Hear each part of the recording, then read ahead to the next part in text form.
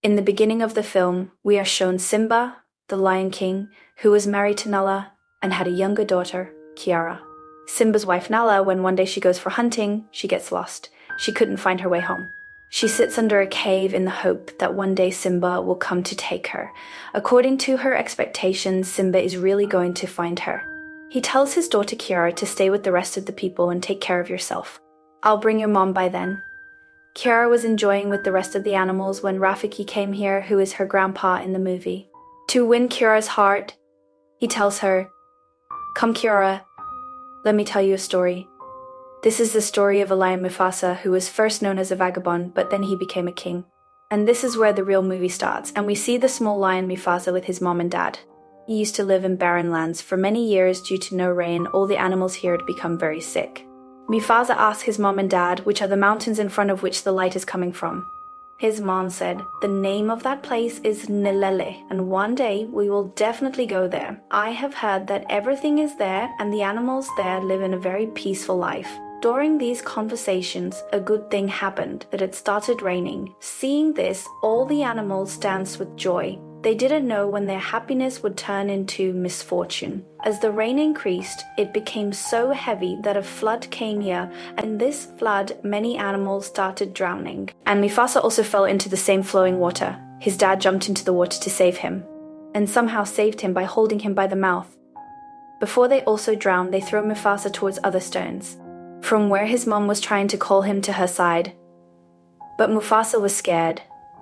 Suddenly, with the flowing water, an elephant also came here. Due to the collision of the elephant, the bun broke from here, on which Mufasa was standing. And Mufasa once again drowned in the water. He was lucky that he found a stick floating in the water. Climbing on it, he saved his life. After drinking the water, he brought Mufasa to a small pond, where he meets a small lion like himself, Taka. Taka saw Mufasa floating here. He told her that there are big crocodiles behind you. Hearing this, Mufasa got scared and came to the shore, from where Taka helps her to get her out of the pond. But now it seemed that it was too late. Those crocodiles were very close to him. At the right time, Taka's mom came here. Shaking those crocodiles, she made them run away. And both of them survived. Now, Taka tells his mom, "Mom, shall we go to Mikasa's house?" But his mom refuses. Because it was a rule of his group, he did not keep any vagabond with him. Then Mufasa said, "No, I am not a vagabond. My dad is the king of his area." But now there is a flood there. And in that flood, I have come away from my mom and dad. Hearing this sad story, Taka's mom also got emotional. And she came to her house, where Taka's dad was also there, but he got more angry after seeing Mufasa. In anger, he also told Taka's mom what Taka's mom said, that we do not keep a vagabond in our group. Here again, Mufasa said, "I am not a vagabond. I know my mom and dad will come here one day looking for me, and anyway, I am very talented. I can run so fast that I can defeat you in the race." Hearing this, the king said, "Okay, fine. If this is the case, then you defeat Taka. Then we will agree to keep you in our group." Anyway, the race starts, and we see that Taka's speed was much faster than Mufasa's. He was moving forward. There was also a point that Mufasa accidentally fell into the water.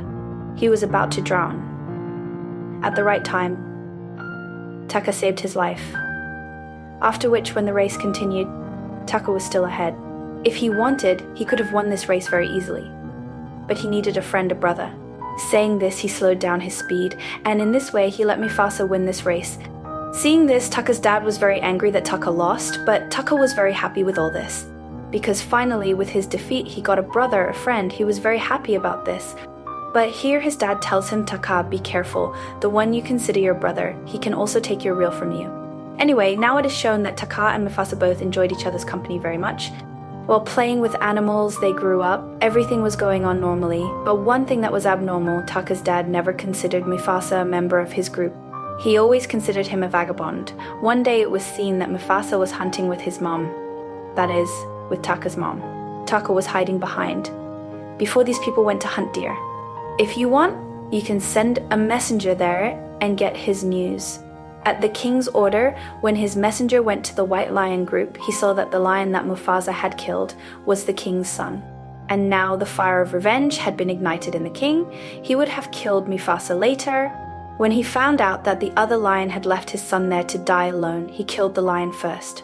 And with this, Mufasa's group's lion was saved. And with this, Mufasa's group's lion found out that those people are very merciless and powerful.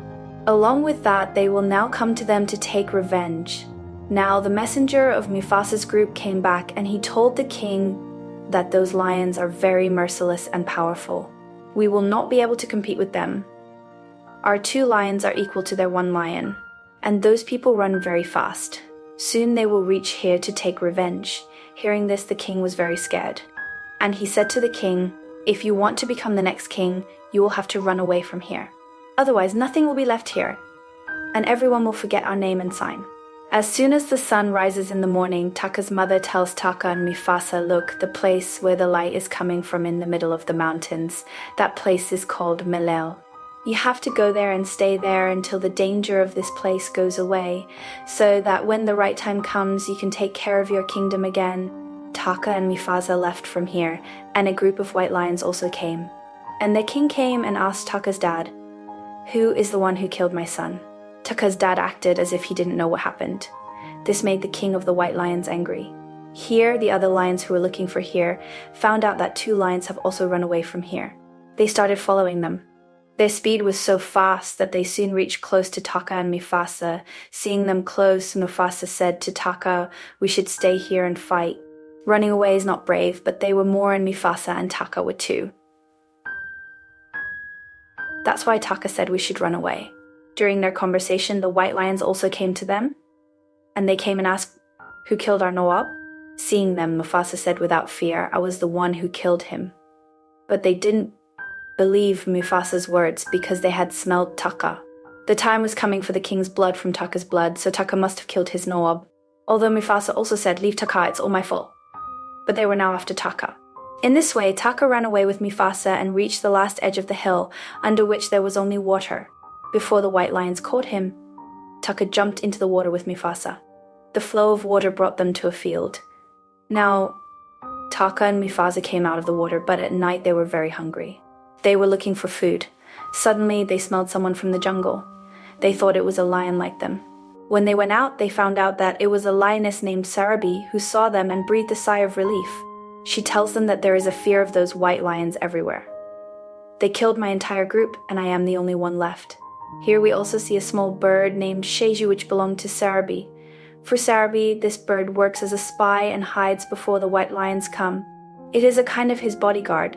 We also found out that Sarabi also wants to go to Melela, where Taka and Mufasa want to go for their safety. So they decide to continue their journey together. A little further on, they smelled food. It was the smell of monkeys who used to eat them. For the first time among these monkeys, Mushafa met Rafiki. Rafiki doesn't like monkeys. He has thrown him out of his group. This is how he meets these 3. Before they hunt Rafiki and eat him, Rafiki tells him that he knows the way to Melela. These 3 are surprised to hear this. Mufasa said, tell me the truth. Rafiki said, yes, I used to live there, but now I am going to Melela because my brother lives there. The brother thing was a lie, but yes, he knew the way to Melela. These people leave him for food and include him in their group, so that he can easily reach Melela. It is morning while traveling, and Rafiki finds out from the wind that those white lions are still following him. Rafiki thinks that those white lions want to finish his generation. Rafiki forbids him to rest here, and these people continue their journey. On the way, Taka tells Mufasa that he likes Rafiki, and Mufasa tells him the way to impress Rafiki. Mufasa says that she smelled rose petals from Rafiki's body. Mufasa says that girls love to hear these things. According to Mufasa, Taka did the same, and Rafiki was impressed by Taka. Anyway, there was a herd of elephants in front of Rikiki, and a lot of white lions were very close to Rafiki. Actually, the white lions were so close to Rafiki that Rafiki jumped over them and crossed the mountain. Rafiki was able to cross the mountain safely. To escape from the white lions, Rafiki had to do something. Rafiki climbed on a tree and tore the roof of the honey bees. The bees made the elephants suffer.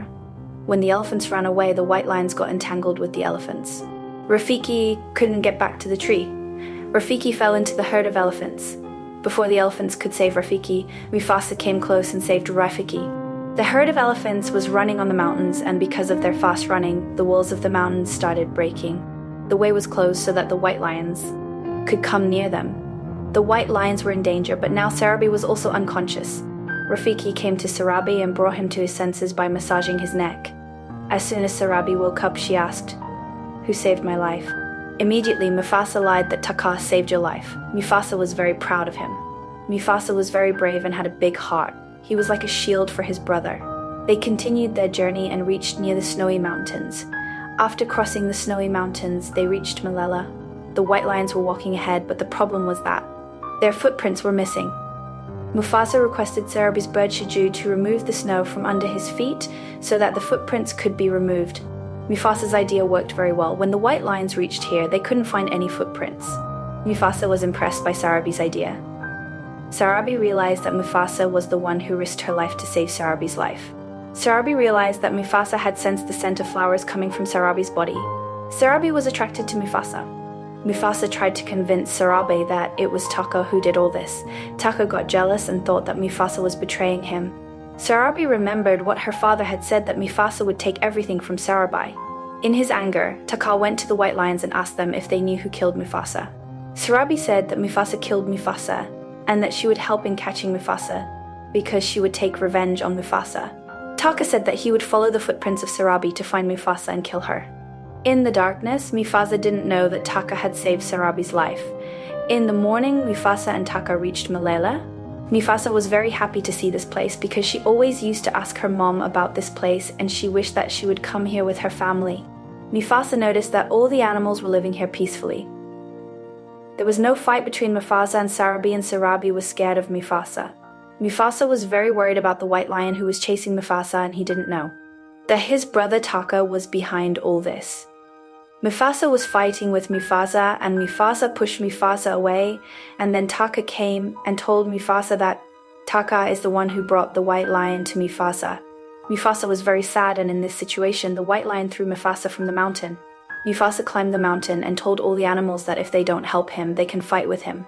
Hearing this, all the animals became strong and decided to take revenge with Mufasa. As soon as the white lion came to Mufasa, all the animals attacked Mufasa and threw her from the mountain where Mufasa was injured. Seeing Mufasa injured, the king of the white lion was very happy and came to Mufasa to finish him off. Mufasa was injured and the white lion was very strong, so Mufasa was not capable of fighting the white lion. Seeing this, Taka felt pity for Mufasa and told the white lion to let Mufasa go. But the white lion was not in the mood to take revenge. When the white lion attacked Mufasa again, Taka also got injured. Mufasa and Taka had to fight together to fight the white lion. During their fight, we can see that there was a huge earthquake and the mountain was broken. Mufasa, Taka, and the white lion were fighting and they fell into the water. Mufasa saw that a huge rock was coming towards them and she pushed the white lion under the rock. By that stage, the white lion under the rock. In a few seconds, the rock fell on the white lion and the white lion died. Mufasa and Taka defeated the white lion with their bravery. Seeing this, all the white lions ran away. Seeing Mufasa's bravery, everyone in Malayali made Mufasa the new king. Everyone was talking about Mufasa, and after hearing her name, everyone came to meet Mufasa. She was Mufasa's mom, who could not recognize Mufasa, but she recognized Mufasa. Both of them were happy and emotional because Mufasa found out that her dad was killed. After meeting her mom, Taka came to Mufasa. When Taka was apologizing to Mufasa, all the animals started shouting that don't forgive him. He is a traitor. He brought the white lion here. Mufasa scolded everyone and said that this is my order and Taka will stay with me. Seeing Mufasa's bravery, Taka felt more guilt. He told Mufasa not to remember him again and he went to the mountains. Mufasa's story ends here because Rafiki was narrating it to Kiara. After the story ended, we saw that Kiara's dad brought her mum here. Kiara found out that Kiara has a brother. Seeing everyone happy, the story ends here.